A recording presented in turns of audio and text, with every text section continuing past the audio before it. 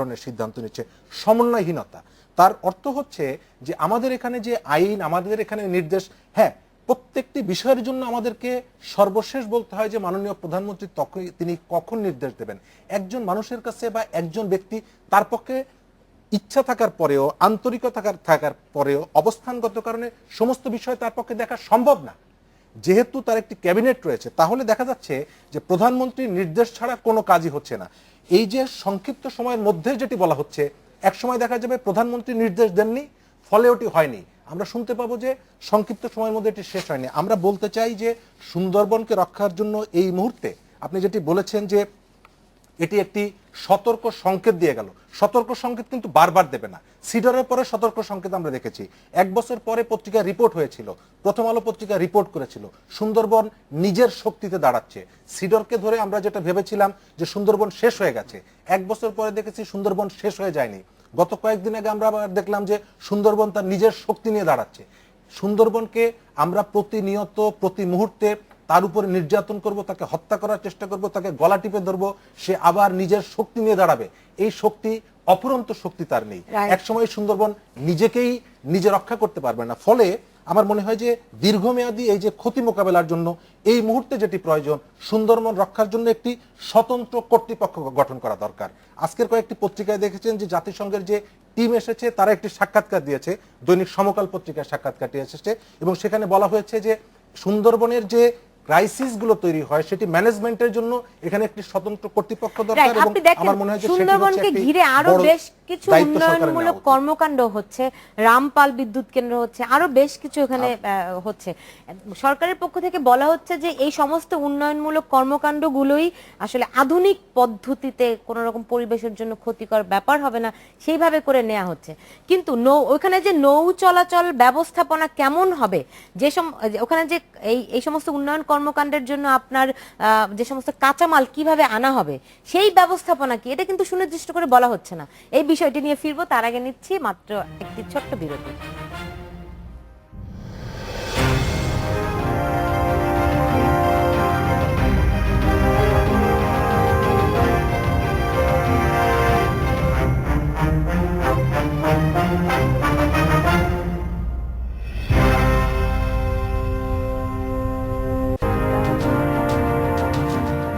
ফিরে এলাম, দেখছেন বাংলাদেশ এখন। জনাব মোস্তফা ফিরোজ, একটু বলবেন যে এই যে সুন্দরবনকে ঘিরে যত উন্নয়নমূলক কর্মকাণ্ড নেওয়া হচ্ছে, কিন্তু সেখানকার নৌ ব্যবস্থাপনার ক্ষেত্রে কি পদ্ধতি নেওয়া হবে সেই ব্যাপারে কি স্পষ্ট কিছু কি বলছে? না, সেটা নেই। সেই ধরনের পরিকল্পনা তো সুদূর প্রসারী নাই বলেই তো আজকে এই বিষয়টাই। শ্যামল দত্তের সাথে আমি একমত যে আমাদের দেশের প্রেক্ষিত বিবেচনা করেই আসলে উন্নয়ন কর্মকাণ্ড পরিচালিত হবে। একটা উন্নত দেশ যেটা করতে পারবে সেটা আমরা পারবো না, আমরা যেটা করব সেটা উন্নত দেশ করবে না। তবে আমরা যেটা করব তার মানে এই না যে আমরা উন্নত দেশ থেকে পিছিয়ে আছি বলে আমরা একেবারে পরিবেশকে জলাঞ্জলি দিয়ে যা খুশি তাই করব, আবার বাইরের জাতিসংঘের সার্টিফিকেট অনুযায়ী বা ইউএনডিপির সার্টিফিকেট অনুযায়ী করব, সেটাও আমাদের পক্ষে সম্ভব না। আমাদের মূল বিষয়টা হচ্ছে আমাদের স্বার্থ, আমাদের অর্থনৈতিক উন্নয়ন, এই বিষয়গুলোকে মাথায় রেখেই করতে হবে। সেই ক্ষেত্রে যেমন রামপালের ব্যাপারে একটা বিরাট বিতর্ক আছে। রামপাল ভারত রাজি হয়নি, আমরা রাজি হয়েছি। ভারত যদি রাজি নাও হয়, ভারতের পক্ষে যেটি ধারণ করা সম্ভব আমাদের পক্ষে হয়তো ধারণ করা সম্ভব না। কিন্তু যখন আমাদেরকে এটা যদি করতেই হয়, তাহলে সেইটা করার মধ্য দিয়ে কতখানি আমরা প্রকৃতিকে, মানুষকে আমরা রক্ষা করতে পারবো সেই ব্যবস্থাগুলো কিন্তু আমাদেরকে নিশ্চিত করতে হবে। সেই কারণে এই যে এতগুলো জাহাজ আটকে আছে দীর্ঘদিন থেকে, কতদিন ধরে থাকবে, এইটা তো এতদিন ধরে চলছিল। তো সুতরাং এই বিষয়টা কিন্তু সাময়িকভাবে হলেও একটা অন্তর্বর্তীকালীন ব্যবস্থা হিসেবে এটা সমাধান করতে হবে। এইটা সমাধানের পাশাপাশি আবার দীর্ঘমেয়াদী পরিকল্পনা করে যাতে এই যে বিকল্প রুট যাতে করা হয়, করার মধ্য দিয়ে যাতে সুন্দরবনকে রক্ষা করা যায় সেই ব্যবস্থাটাও নিতে হবে। আর রামপালের বিদ্যুৎ কেন্দ্র স্থাপনের মধ্য দিয়ে এবং এই শ্যালা নদীতে এই বিপর্যয়ের মধ্য দিয়ে রামপালের ক্ষতি যাতে সুন্দরবনে না ছড়ায় সেই ব্যাপারে আরো কি পদক্ষেপ নেওয়া যায় সেই বিষয়েও কিন্তু আবার নতুন করে ভাবনার সময় এসে গেছে। রামপালের ক্ষেত্রে বলা হচ্ছে যে খুবই আধুনিক পদ্ধতিতে সব মানে প্রযুক্তিগত খুবই মানে সাংঘাতিক ভালো ধরনের উন্নত প্রযুক্তি আছে এটা বলা হচ্ছে, মানে কি যে প্রক্রিয়ায় বিদ্যুৎ উৎপন্ন হবে সেটার ক্ষেত্রে। কিন্তু আপনি জানেন এটা কয়লা ভিত্তিক বিদ্যুৎ কেন্দ্র, একটা বড় জাহাজ থেকে লাইটার জাহাজ এগুলি উঠাইতে হবে, এই প্রক্রিয়াগুলি কেমন করে হবে সেটা কি কোনো সেগুলো বর্ণনা দেওয়া আছে। সম্প্রতি আমি রামপালের যে প্রজেক্ট ম্যানেজার তার একটা ইন্টারভিউ দেখছিলাম কোন একটা চ্যানেলে, যে এগুলো সব কাভার্ড সিস্টেম আছে এখন, এবং যে যাতে পৃথিবীর অনেক উন্নত দেশে এবং আমাদের প্রতিবেশী কলকাতাতেও পশ্চিমবঙ্গ প্রায় মোর দ্যান 60% পাওয়ার এখনো আসে কোল বেস থেকে। ফলে এগুলোর আধুনিক প্রযুক্তি এখন আছে, পরিবেশের চিন্তা মাথায় রেখে কিভাবে অত্যাধুনিক প্রকল্পের দিকে যায় তার অনেক নজির আছে। আমি সেদিকে যাচ্ছি না, আমি একটা বলি যে আজকে যে সিদ্ধান্তটি দেয়া হয়েছে সেটি হচ্ছে কিন্তু বলাই আছে যে সাময়িক সিদ্ধান্ত, এক নাম্বার। দ্বিতীয়ত এখানে একটা ইন্টারমিনিস্ট্রিয়াল মিটিং হয়েছে। আমি বিশ্বাস করি না এই কথা যে এই ইন্টারমিনিস্ট্রিয়াল মিটিংয়ে যে সমস্ত মন্ত্রীরা উপস্থিত ছিলেন তারা প্রধানমন্ত্রীর মাইন্ডসেট না বুঝে কোনো একটা সিদ্ধান্ত নিয়েছেন। অবশ্যই মাননীয় প্রধানমন্ত্রীর এখানে অনুমোদন আছে, কারণ আজকে মাননীয় প্রধানমন্ত্রী যে বৈঠকটি করেছেন যেটি ফাস্ট ট্র্যাক প্রজেক্ট, এই ফাস্ট ট্র্যাক প্রজেক্টগুলো নিয়ে এর মধ্যে ধরুন আমাদের মেট্রো রেল, এক্সপ্রেসওয়ে, রূপপুর পারমাণবিক বিদ্যুৎ প্রকল্প, এমনকি রামপাল, এই প্রজেক্টগুলো দ্রুত করার জন্য প্রত্যেকের একটা প্রতিবেদন উপস্থাপন করতে হয়েছে এই আজকের বৈঠকে।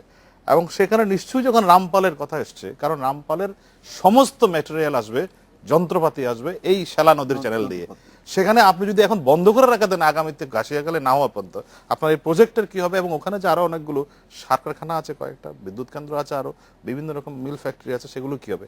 ফলে এই অন্তর্ভুক্ত আমি দুইবার সাথে একমত যে এখানে আপনি এখন বন্ধ করে রাখতে পারবেন না, কিন্তু আপনাকে একই সঙ্গে পরিবেশের বিষয়টি বিবেচনায় আনতে হবে এবং নতুন কোনো বিপর্যয় যাতে কোনোভাবেই না হয় তার জন্য প্রিকশন নিতে হবে। আপনার জাহাজগুলো ফিটনেস প্রপারলি আছে কিনা, এবং তাদেরকে একটা নির্দিষ্ট রুট, নির্দিষ্ট সময়, আপনি মাঝরাতে ভোর রাতে জাহাজ যাবে শ্যালা নদীর ভিতর দিয়ে, এটি না করে দিনের মধ্যে একটা টাইম দিয়ে দেন।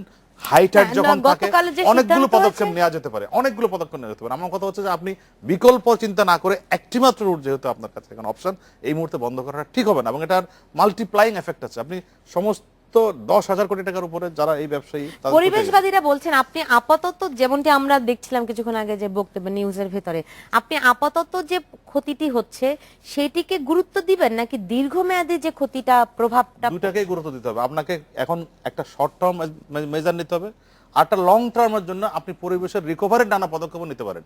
আপনি এই যে, আমার মনে হয় এখানে একটা জিনিস আমি জাস্ট বলে শেষ করি, যে এই যে জাহাজগুলো যাচ্ছে তারা তো কিছু পয়সা লাভ করবে, তাদের উপর একটা লেভি বসানো উচিত, some money they have to pay Sundarban রক্ষার জন্য, যেহেতু সুন্দরবনের ভিতর দিয়ে তারা আসবে।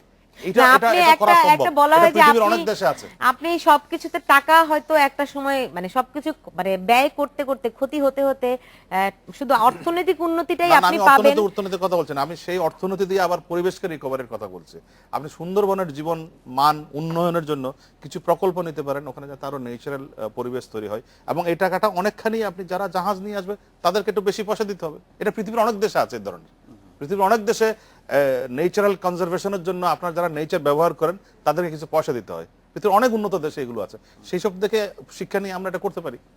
এমনিতে এই গতকাল যে সিদ্ধান্তটি নেওয়া হলো এর ফলে আমাদের, আপনি যেমনটি বলছিলেন যে একটা স্বাধীন কর্তৃপক্ষ করার কথা বলছে পরিবেশবাদীরা, কোন রকম এর তো কোনো লক্ষণ আসলে দেখি না, কোনো আলাপ আলোচনায়ও কিন্তু নাই। আপনাকে একটা তথ্য দেই, সেটি হচ্ছে যে বিশ্বব্যাংকের অর্থায়নে সুন্দরবনের এই নদীগুলোকে ব্যবহার এবং জাহাজ চলাচল নিয়ে একটি স্টাডি হয়েছিল 2002 সালে, এবং তাদের কতগুলো সুপারিশ ছিল। সম্প্রতি কালের কণ্ঠে এই সংক্রান্ত একটি রিপোর্ট প্রকাশিত হয়েছে খুলনা অঞ্চল থেকে গৌরাঙ্গ নন্দীর। পরবর্তীকালে এই কাজটি জাইকাও সেখানে অর্থায়ন করে, কিন্তু যেটা দেখা যায় যে ওই 2002 সালের এই যে স্টাডি রিপোর্টটি আর প্রকাশিত হয়নি।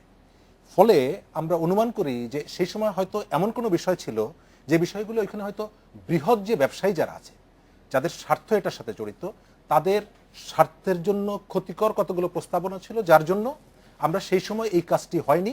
আজকে তার বিপর্যয়ের জায়গাটি এখানে এসেছে। প্রযুক্তির যে বিষয়টি বলেছেন, প্রযুক্তিকে আমি আবার সবসময় আস্থা রাখতে পারি না। সম্প্রতি জেহাদ যখন পাইপের নিচে পড়ে গেল, আমরা কিন্তু দেখলাম যে অত্যাধুনিক ক্যামেরা নামানো হলো, এবং একটা পর্যায়ে ক্যামেরা উপরে এনে বলা হচ্ছে যে তার ভেতরে তেলাপোকা ছাড়া কিছু নেই। আবার যখন পিনাক 6 ডুবে গেল, আমরা দেখলাম যে অত্যাধুনিক জাহাজ, যে জাহাজগুলো অনেক টাকা দিয়ে আমরা কিনে এনেছি, এই জাহাজ নদীর মধ্যে একটি সুই পড়ে গেলেও সেটি খুঁজে বের করবে। আমরা দেখলাম যে স্বজনহারা লোকজনগুলো নদীর পাড়ে বসে আছে।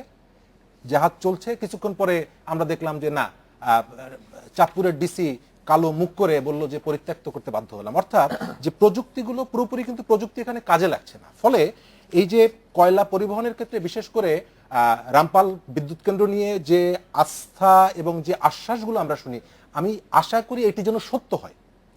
এই যে আশ্বাস, সেই আশ্বাস যেন সত্য হয় এবং সুন্দরবনকে নিয়ে আমরা বারবার যেন কোনো পরীক্ষার দিকে না যাই, আমরা টেস্ট করতে না যাই। কারণ এই ধরনের বন যেহেতু কৃত্রিমভাবে সৃষ্টি করা যাবে না, এই ধরনের বন যেহেতু আমাদেরকে রক্ষা করতে হবে, কারণ এই বন আমাদেরকে যেহেতু রক্ষা করে, ফলে আমরা সব জায়গায় যদি পরীক্ষামূলকভাবে কিছু করতে যাই, সুন্দরবন আগেই যেটা বলেছি যে সুন্দরবন বারবার আপনাকে কিন্তু সতর্ক করে দেবে না, এমন একটি বিপর্যয় চলে আসবে যে বিপর্যয় শুধু সুন্দরবন না, আমাদের সমগ্র বাংলাদেশ বিপর্যয়ের মধ্যে পড়বে। সেই বিপর্যয়ের দিকে আমরা যেতে দেব কিনা সেটি আলোচনা এবং সিদ্ধান্ত নেওয়ার যথোপযুক্ত সময় হচ্ছে এখন।